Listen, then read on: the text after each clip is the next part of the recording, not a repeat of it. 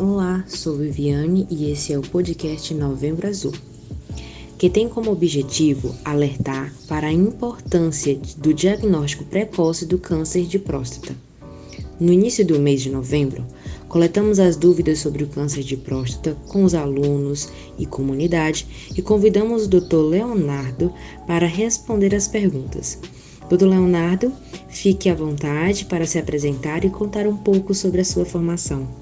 Eu sou o Dr. Leonardo Celigra Lopes, médico urologista, professor no Centro Universitário FMABC, membro da diretoria científica da Associação Brasileira de Estudos em Medicina e Saúde Sexual, ABENS, e diretor de comunicação da Sociedade Brasileira de Urologia, Seção São Paulo. Seja muito bem-vindo ao nosso podcast e, para iniciar, nos conta o que é o câncer de próstata. A próstata, ela pode ter um crescimento normal no homem durante a sua vida, o que a gente chama de hiperplasia prostática benigna, o crescimento benigno, mas o câncer de próstata é esse crescimento desordenado das células, causando então assim os tumores, a doença maligna da próstata, que é então como a gente denomina aí câncer de próstata. Certo, mas o que de fato é a próstata e qual é a função dela? A próstata é uma glândula que existe nos indivíduos do sexo masculino que fica entre a bexiga e o canal por onde a gente urina. Sendo assim, a principal função associada à próstata é a da continência urinária, de auxiliar no controle da urina e também na produção do líquido seminal ou o esperma. Nos conta um pouco sobre os principais sintomas do câncer de próstata. O grande problema relacionado ao câncer de próstata é que quando a doença está logo no início, bem no começo, na maioria das vezes não se tem nenhum sintoma. E essa é a grande preocupação.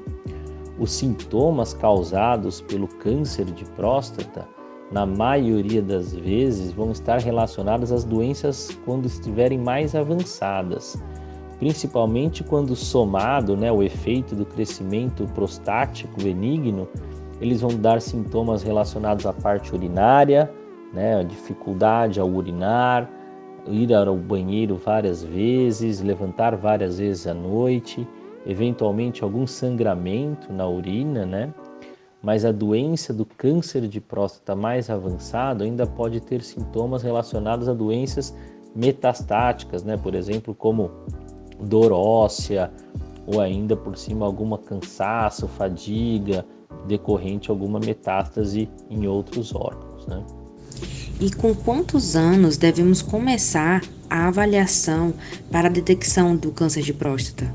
A recomendação da Sociedade Brasileira de Urologia, baseado também nas recomendações internacionais, da Sociedade Americana e Sociedade Europeia, é que os indivíduos do sexo masculino iniciem a investigação para detecção precoce do câncer de próstata a partir dos 50 anos. O que pode variar um pouco é quando os indivíduos tiverem algum fator de risco, para desenvolver o câncer de próstata. Então aí a gente recomenda que adiante essa investigação para a partir dos 45 anos de idade. E o que pode variar seria em relação ao segmento posterior, dependendo de como vier essa avaliação inicial com os exames e o exame físico. Então há a possibilidade de um homem de menos de 50 anos ter o câncer de próstata? É importante lembrar, que o câncer de próstata ele pode, em situações mais graves, acontecer sim, em indivíduos com menos de 50 anos, principalmente naqueles, como eu falei, com os fatores de risco, de ter algum familiar que teve câncer de próstata, os indivíduos negros, obesos. Então existe sim essa possibilidade de um câncer abaixo dos 50 anos e importante por isso estar muito atento a sintomas e também não deixar de fazer os seus exames para detecção precoce. E quais são os fatores de risco? Os principais fatores de risco conhecidos, né, para o câncer de próstata são a idade avançada, né? Então, com o passar da idade vai aumentando o risco de se desenvolver o câncer de próstata. Os indivíduos negros, né? Então, existe uma propensão relacionada à cor negra de maior risco de câncer de próstata. E também se você tem algum antecedente familiar, principalmente de parentes de primeiro grau, né? Então, pai, avô, tio, que aumenta esse risco de câncer de próstata.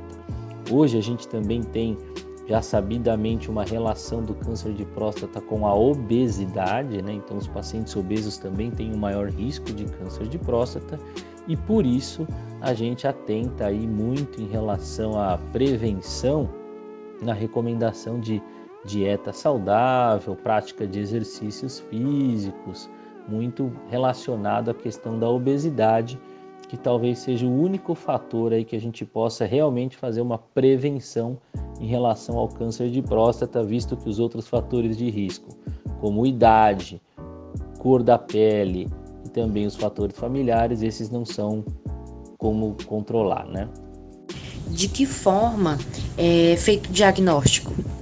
Bom, o diagnóstico de câncer de próstata, ele se inicia numa consulta, né, onde após fazer a história clínica, o médico vai realizar o exame do toque retal, que é o exame físico, para identificar se existe algum nódulo palpável na próstata, e associado a isso um exame de sangue que chama PSA, né, que quando esse PSA está alterado, ele indica alguma doença da próstata. E a principal doença que a gente tem que investigar é o câncer de próstata.